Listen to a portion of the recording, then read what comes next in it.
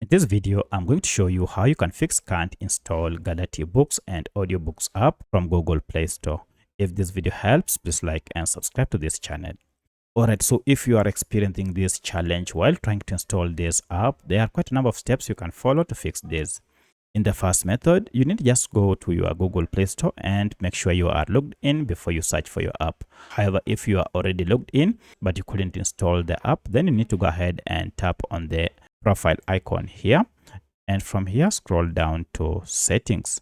Now under settings, look for the network preferences option, and for this choose app download preference and select over any network, and then tap on OK to save the changes.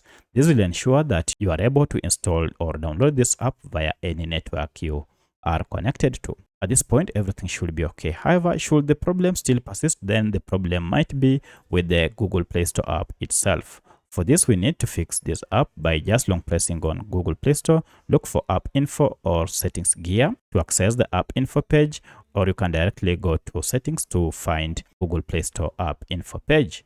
At this point, we want to clear the app data. So if I go to storage here, you can see a breakdown of data. Of importance is this cache data. When you talk of cache data, these are just small files that Google Play Store normally collects to enhance your user experience. However, when these files accumulate, they might cause Play Store to malfunction, thus making it impossible for you to download apps. So to clear this data, go ahead and tap on clear data down below, and then tap on clear cache and OK, and you can see the cache data has been cleared. At this point, restart your smartphone, and then now go ahead and tap on Play Store, search for your app.